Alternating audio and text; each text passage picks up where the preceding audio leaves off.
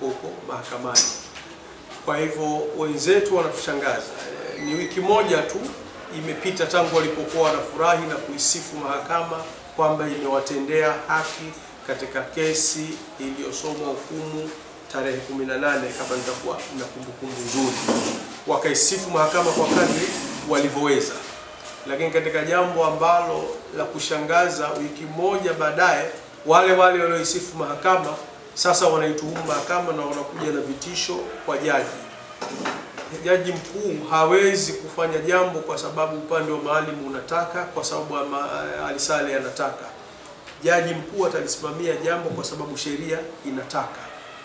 Kwa hivyo wenzetu wasio na ule utaratibu wa kwamba watakuwa wanapongeza kwa zile hukumu ambazo zinawapendeza wao, na watakuwa wanapiga kelele kwenye kila hukumu itakayokuwa iko against wao.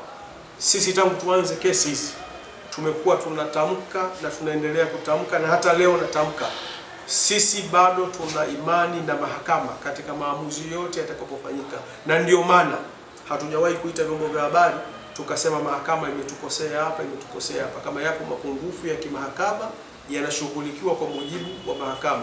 Kuna ofisi ya utawala inayoongozwa na jaji kiongozi, yuko jaji mkuu, unaweza ukapeleka malalamiko yako huko kupitia wanasheria wako, mawakili wako.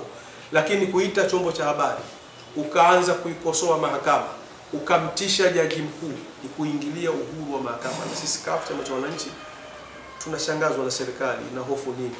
Inawaogopa nini wabunge hao wanaojiita wabunge wa Maalim Seif? Wameanza kufanya vurugu hizi kuanzia bungeni. Kweli wao ni sehemu ya bunge, ni muhimili wa bunge, wanao uwezo na fursa ya kuhoji ndani ya bunge. Wameona haitoshi, wanatoka nje, wanalikosoa bunge, wanajitukana wenyewe huko bungeni. Sasa wamehama kwenye muhimili wa bunge, wanakuja kwenye muhimili wa mahakama. Serikali kama itaendelea kuwaachia wabunge wakajipa kiburi hiki wanachojipa, sasa wametoka kwa jaji mmoja wanakwenda kwa jaji mkuu, yani kwa kiongozi mkuu wa muhimili wa mahakama, wanaanza kumtisha kwa swala ambalo wenyewe ndio wamelichelewesha. Kesi namba 23 ndio kesi ya kwanza kufunguliwa tangu mgogoro huu uanze. Jaji wa kwanza kusimamia kesi alikuwa anaitwa Jaji Kihio, wakamkataa.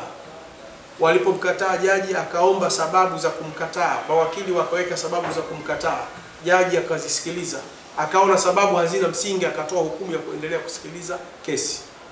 Wao wenyewe wakaweka notice of appeal, wanataka kuomba marejeo ya hukumu ile mahakama ya rufaa, kwamba hawakubaliani na jaji kuendelea na ile kesi. Na unapokata rufaa kutoka mahakama kuu kwenda mahakama ya rufaa kwa mwaka inakaa vikao mara 4 kila baada ya miezi 3. That means unapokata rufaa wewe unakuta wenzio tayari wako kwenye foleni ya kusubiri kusikilizwa rufaa zao. Tumeenda miaka 2 tangu 2016 ilipofunguliwa hii kesi mpaka 2018 mwishoni ndio mahakama ya rufaa inasikiliza kesi mpaka mwezi wa 11. Miaka 2 kesi imechelewa kwa sababu ya appeal yao wao. Kwa hiyo kama kuna mtu anapaswa kulaumiwa katika hili, Ali Saleh hawalaumu mawakili wao kina Juma Nasr waliokwenda kukata rufaa. Wao ndio wamechelewesha kesi. Mahakama ina utaratibu wa kufanya shughuli zake. Shughuli zikiwa interfered na shughuli zingine, kesi inaahirishwa, ni jambo la kawaida. Kuna kesi namba 68 walioifungua wao kwa Jaji Dian Sobera ambaye hivi sasa amehamishiwa Mtwara. Alikuwa anaiahirisha miezi 3, miezi 4. Mbona walikuwa hawapigi kelele kwamba unatuchelewesha? Na kesi ilipelekwa under certificate of urgency, kwamba ni kesi yenye madai ya haraka, lakini jaji akawa anaichelewesha miezi 3, miezi 4, na ni kesi ya ruzuku. Wao hawakupiga kelele. Kunapiga kelele kwa kesi iliyoahirishwa tarehe 22, imekuwa siku 14 tu, inakuja tena tarehe 18, wanaona tabu, wanaanza kuweka fikra potofu. Hatuwezi kuendelea na utaratibu wa kuitisha mahakama. Tutishane wenyewe kwa wenyewe. Hata wenyewe kwa wenyewe huko bado hawana uwezo wa kutekeleza hivyo vitisho. Sasa unakwenda kutekeleza vitisho kwenye muhimili wa mahakama. Namshangaa sana Ali Saleh katika utaratibu. Na huyu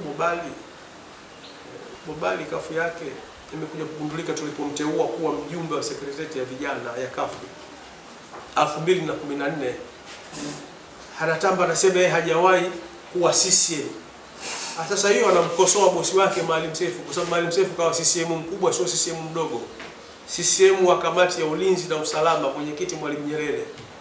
Kwa hivyo mtu kuwa alikuwa CCM kisha akawa kafu sio kosa, lakini kwa sababu bali ni mgeni kwenye masuala ya siasa, anaona hii kama hoja ya kusema yeye hajawahi kuwa CCM.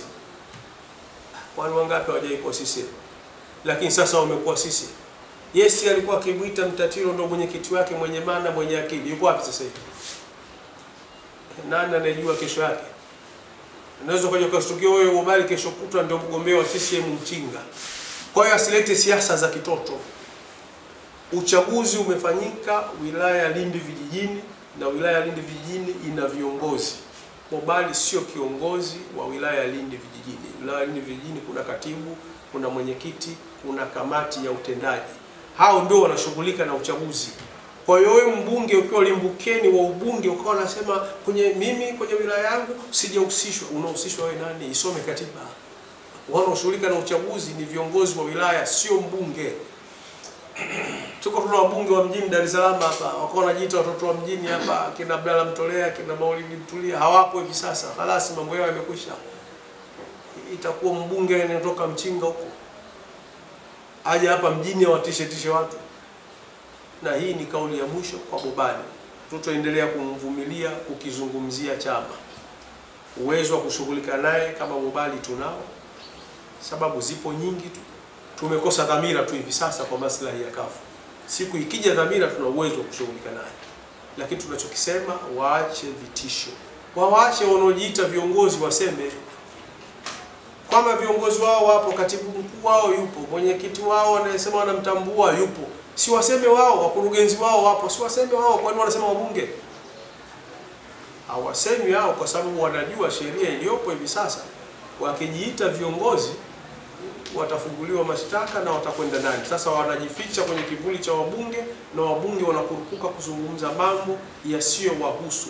Hivi sasa ni mwaka wa uchaguzi wa 2019 kwa serikali za mitaa. Mimi nilidhani Ali Saleh na Bobali wangesema wamejipangaje kuhakikisha wanashinda chaguzi za serikali za vijiji na mitaa kwa upande wa bara, kwa sababu Zanzibar hakuna chaguzi za serikali za mitaa.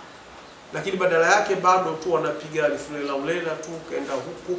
Mbunge mwenye akili timamu huwezi kuita media ukasema nashindwa kutekeleza majukumu yangu jimboni eti kwa sababu ya mgogoro. Mgogoro huhusiani na shughuli za ubunge. Mbunge ukishachaguliwa ukawa mbunge ukaingia bungeni ukala kiapo, unawahudumia wenye vyama, wasiokuwa na vyama, raia na wasiokuwa raia kwa mujibu wa sheria. Sasa kafu inamnyimaje uwezo wa kufanya shughuli za kibunge? Ni jambo la kipuzi, ni hoja ya kitoto, ni hoja ya kukurupuka. Tunaomba wanakafu, hii mwezi Machi tunakwenda kwenye utaratibu mzuri, na tumesikia wamefungua kesi ya kupinga mkutano mkuu. Sawa, tunakwenda kwenye mkutano mkuu wa kuchagua viongozi, na chaguzi za wilaya zinaendelea. Anayekitaka chama ashiriki kwenye chaguzi, asiyetaka ajitayarishe kwenda ACT ama NCCR kwa kadri watakavyoona inafaa. Lakini sisi tuna chama chetu, na hao wengine wanaona wanataka kuwafuata wana chama chao. Sisi tuna sera zetu, na wao vyama vingine wana sera zao. Sisi hatuwezi kufuata sera za ACT, hatuwezi kufuata sera za Chadema, wala Chadema, NCCR, ACT hawawezi kufuata sera zetu. Kila mtu ana chama chake. Nawashukuru sana.